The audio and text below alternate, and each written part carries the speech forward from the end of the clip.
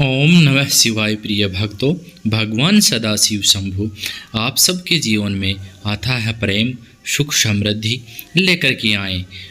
आज की इस वीडियो में हम बात करेंगे भगवान शंकर का जटिल तपस्वी ब्राह्मण के रूप में पार्वती माँ के आश्रम पर जाना, उनसे सहकृत हो उनकी तपस्या का कारण पूछना तथा पार्वती जी का अपनी सखी विजया से सब कुछ कहलाना, क्योंकि माँ पार्वती ने उनके सम्मुख आकर के कुछ नहीं कहा था। तो भक्तों, सदाशिव शंभु के श्री चरणों में अपनी हाजिरी लगाने के लिए कमेंट बॉक्स में ओम नमः शिवाय जरूर लिख देना। और शिवजी महाराज की कथाएं सुनने मात्र से घर के अंदर सुख, शांति और समृद्धि का वास होता है।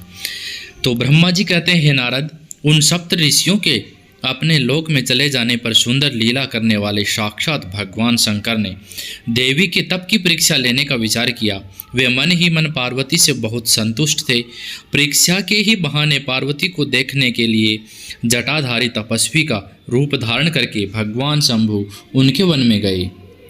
अपने तेज से प्रकाशमान अत्यंत बूढ़े ब्राह्मण का रूप धारण करके प्रसन्न चित्त हो वे दंड और छत्र लिए वहाँ से प्रस्थित हुए।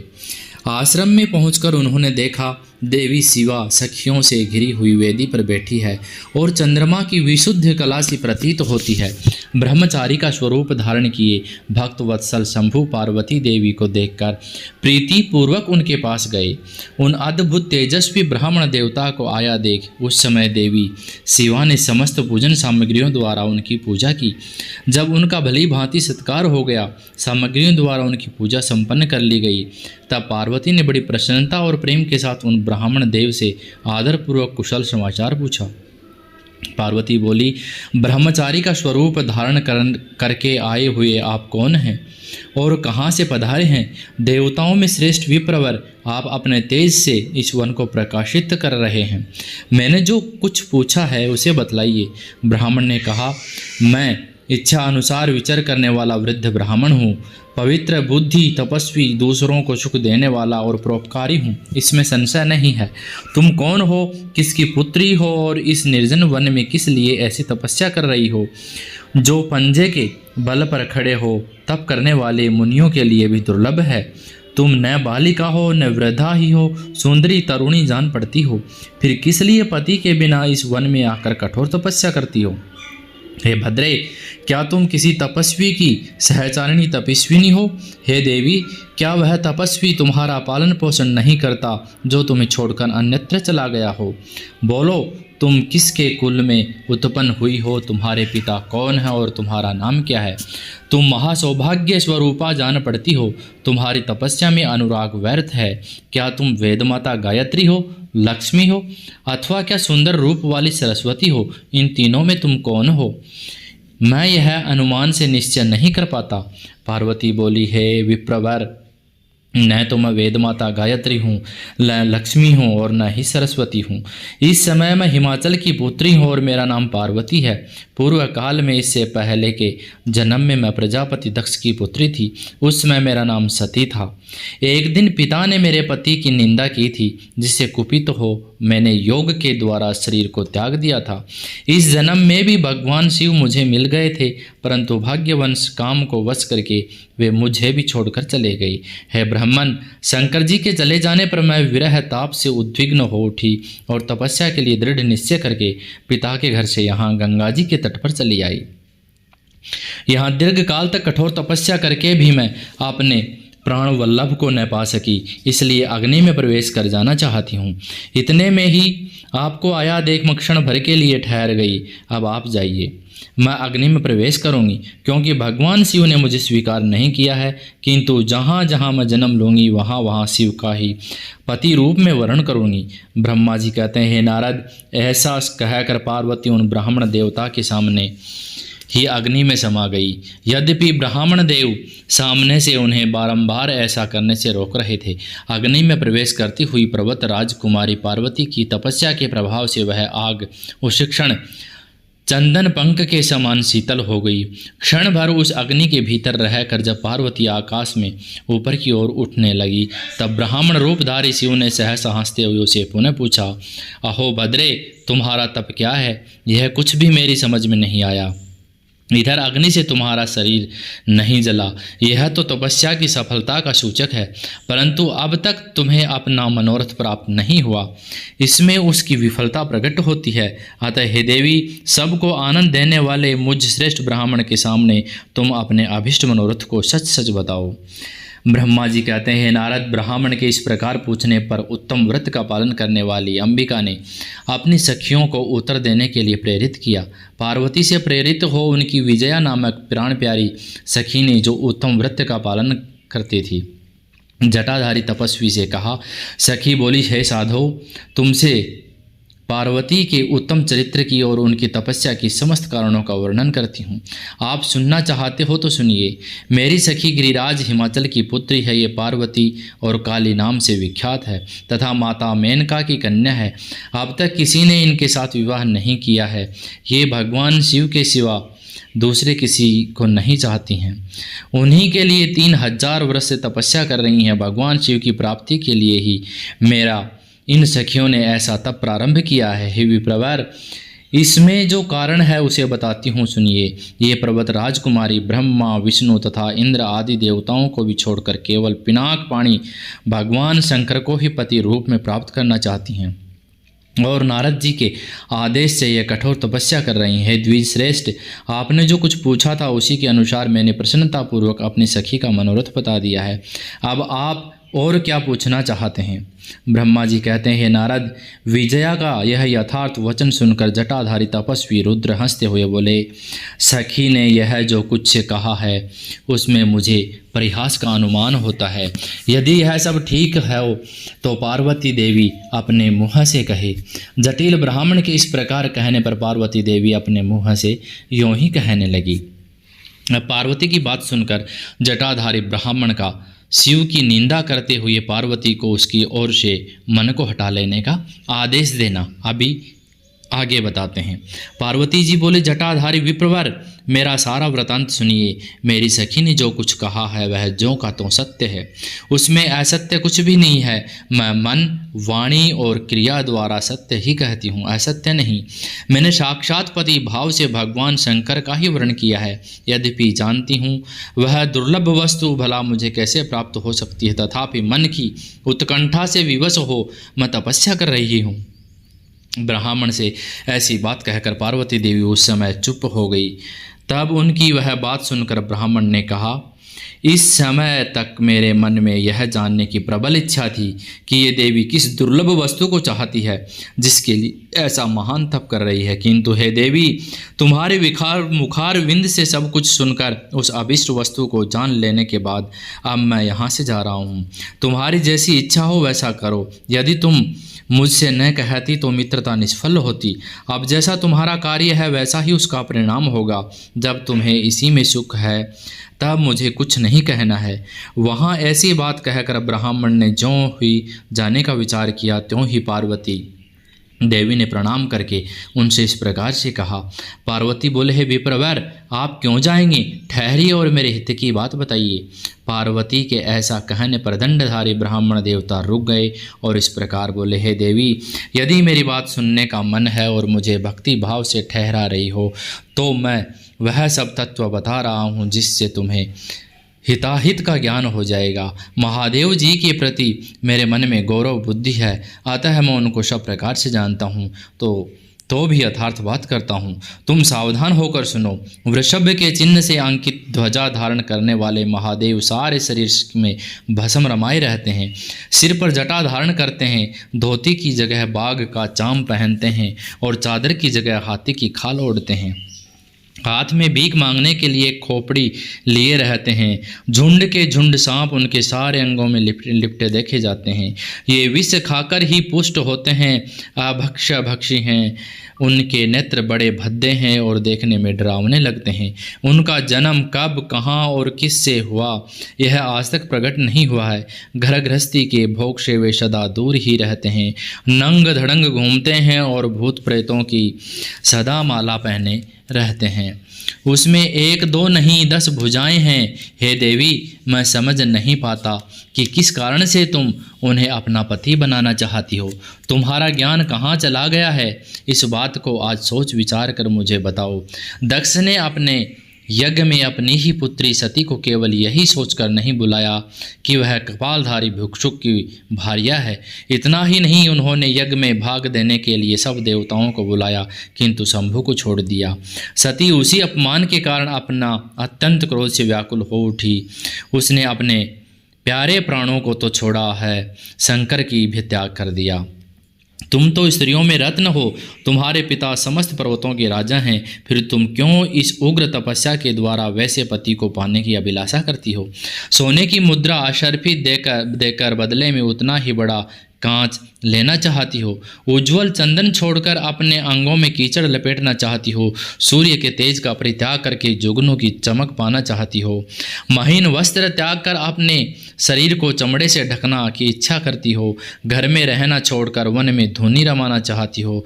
तथा हे देवेश्वरी, यदि तुम इंद्र आदि लोकपालों को त्याग कर शिव के प्रति अनुरक्त हो तो अवश्य ही रत्नों में उत्तम भंडार को त्याग कर लोहा पाने की इच्छा करती हो। लोक में इस बात को अच्छा नहीं कहा गया है। शिव के साथ तुम्हारा संबंध मुझे उस समय परस्पर विरुद्ध दिखाई देता है। कहाँ तुम, जिसके नेत्र प्रफुल्ल कमल दल के समान शोभा पाते हैं, और कहाँ वे रुद्र जो 3 भद्दी आँखों धारण करते हैं। तुम तो चंद्रमुखी हो और शिव पंचमुखी कहे गए हैं। तुम्हारे सिर पर दिव्य वेणी सर्पिणी की शोभा पा रही है, परंतु शिव के मस्तक पर जो जटाजूट बताया जाता है वह प्रसिद्ध ही है। तुम्हारे अंग से चंदन का अंगराग होगा और शिव के शरीर में चिता का भस्म। कहाँ तुम्हारी सुंदर मृदुल साड़ी और कहाँ शंकर के उपयोग में आने वाले हाथी के खाल। कहाँ तुम्हारे अंगों में दिव्य आभूषण और कहाँ शंकर के सर्वांग में लिपटे हुए सर्फ।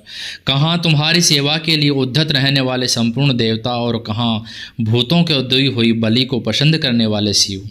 कहाँ तो मृदंग की मधुर ध्वनि और कहाँ डमरू की ढिम ढिम। कहाँ भेरियों के समूह की गिड़गिड़ाहट और कहाँ अशुभ श्रृंगनाद। कहाँ ढक्का का शब्द और कहाँ अशुभ गलनाद। तुम्हारा यह उत्तम रूप शिव के योग्य कदापि नहीं है। यदि उनके पास धन होता तो वे दिगंबर नंगे क्यों रहते? सवारी के नाम पर उनके पास एक बूढ़ा बैल है और दूसरा कोई भी सामग्री उनके पास नहीं है। कन्या के लिए ढूंढे जाने वाले वरों में जो नारियों को सुख देने वाले गुण बताए गए हैं, उनमें से एक भी गुण भद्दी आंख वाले रुद्र में नहीं है। तुम्हारे परम प्रिय काम को भी उन हर देवता ने दग्ध कर दिया और तुम्हारे प्रति उनका अनादर तो तभी देख लिया गया जब वे तुम्हें छोड़कर अन्यत्र चले गए। उनकी कोई जाति नहीं देखी जाती है, उनमें विद्या तथा ज्ञान का भी पता नहीं चलता। पिशाच ही उनके सहायक हैं और विष तो उनके कंठ में ही दिखाई देता है। वे सदा अकेले रहने वाले और विशेष रूप से विरक्त हैं, इसलिए तुम्हें हर के साथ अपने मन को नहीं जोड़ना चाहिए। कहाँ तुम्हारे कंठ में सुंदर हार और कहाँ उनके गले में नरमुंडों की माला। हे देवी, तुम्हारे और हर के रूप आदि सब एक दूसरे के विरुद्ध हैं, अतः मुझे तो यह संबंध नहीं रुचता। फिर तुम्हारी जैसी इच्छा हो वैसा करो। संसार में जो कुछ भी अशुद्धस्तु है वह सब तुम स्वयं चाहने लगी है। अतः मैं कहता हूँ कि तुम उस असत्य को और से अपने मन हटा लो, अन्यथा जो चाहो वह करो, मुझे कुछ नहीं कहना है। ब्रह्मा जी कहते हैं, हे नारद, यह बात सुनकर पार्वती शिव की निंदा करने वाले ब्राह्मण पर मन ही मन कुपित हो उठी और उनसे इस प्रकार से बोली। पार्वती बोली, हे बाबा जी, अब तक तो मैंने यह समझा था कि कोई दूसरे ज्ञानी महात्मा आ गए हैं, परंतु अब सब ज्ञात हो गया है। आपकी कलई खुल गई है। आपसे क्या कहूँ, विशेषतः उस दशा में जब आप अवैध ब्राह्मण हैं। ब्राह्मण देवता, आपने जो कुछ कहा है वह सब मुझे ज्ञात है, परंतु वह सब झूठा ही है, सत्य कुछ और ही है। आपने कहा था कि मैं शिवजी को जानता हूँ। यदि आपकी यह बात ठीक होती तो आप ऐसी युक्ति एवं बुद्धि के विरुद्ध बात नहीं बोलते। यह ठीक है कि कभी कभी महेश्वर अपनी लीला शक्ति से प्रेरित हो तथा कथित अद्भुत वेश धारण कर लिया करते हैं, परंतु वास्तव में वे साक्षात परब्रह्म परमात्मा हैं।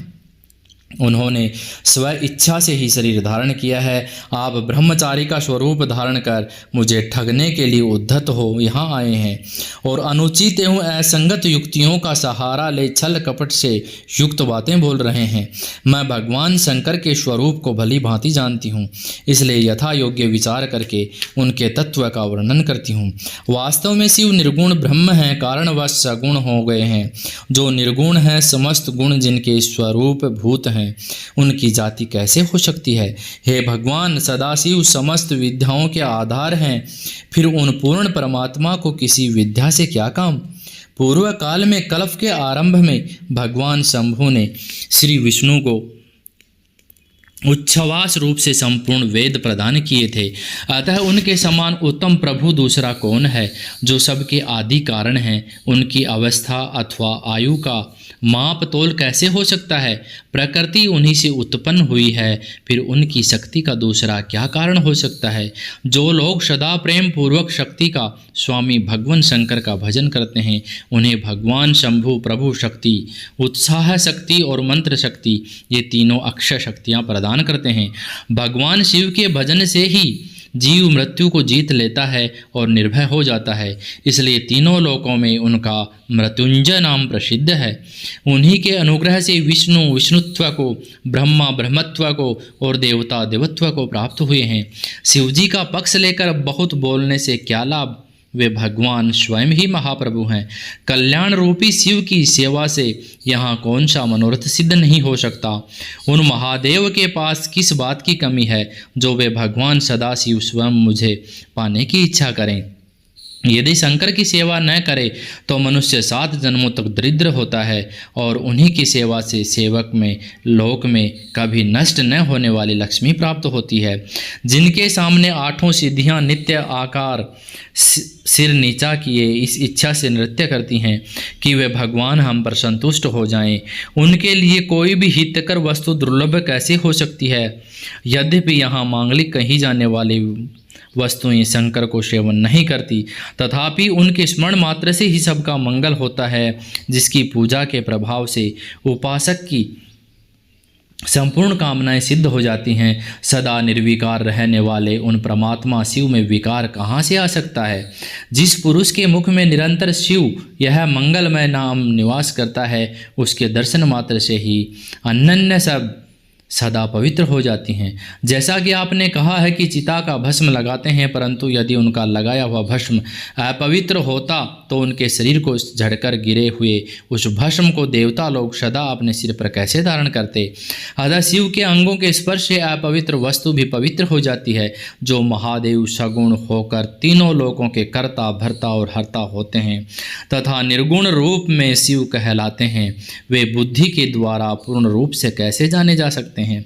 पर ब्रह्म परमात्मा शिव का जो निर्गुण रूप है, उसे आप जैसे बहिर्मुख लोग कैसे जान सकते हैं? जो दुराचारी और पापी हैं, वे देवताओं से बहिष्कृत हो जाते हैं। ऐसे लोग निर्गुण शिव की तत्व को नहीं जानते हैं। जो पुरुष तत्व को न जानने के कारण यहाँ शिव की निंदा करता है, उसके जन्म भरण का सारा संचित पुण्य भस्म हो जाता है। आपने जो यहाँ अमित तेजस्वी महादेव जी की निंदा की है और मैंने जो आपकी पूजा की है, उससे मुझे आपकी भगिनी होना पड़ता है। शिवद्रोही को देखकर वस्त्र सहित स्नान करना चाहिए। शिवद्रोही को दर्शन हो जाने पर प्रायश्चित करना चाहिए। इतना कहकर पार्वती जी उस ब्राह्मण पर अतिकृष्ट होकर बोली, अरे रे दुष्ट, तूने कहा था कि मैं शंकर को जानता हूँ, परंतु निश्चय ही तूने उन सनातन शिव को नहीं जाना है। भगवान रुद्र को तू जैसा कहता है वे वैसे ही क्यों न हो, उनके जैसे भी बहुसंख्यक रूप क्यों न हो, सत्पुरुषों के प्रियतम नित्य निर्विकार वे भगवान शिव ही मेरे अभिष्टतम देव हैं। ब्रह्मा और विष्णु भी कभी उन महात्मा हरेक सम्मान नहीं हो सकते, फिर दूसरे देवताओं की तो बात ही क्या है, क्योंकि वह सदैव काल के अधीन है। इस प्रकार अपनी सद्बुद्धि से तत्वतः विचार कर मैं शिव के लिए वन में आकर बड़ी भारी तपस्या कर रही हूँ। वे भक्त वत्सल सर्वेश्वर शिव ही हम सब के परमेश्वर हैं। दोनों पर अनुग्रह करने वाले उन महादेव को ही प्राप्त करने की मेरी इच्छा है।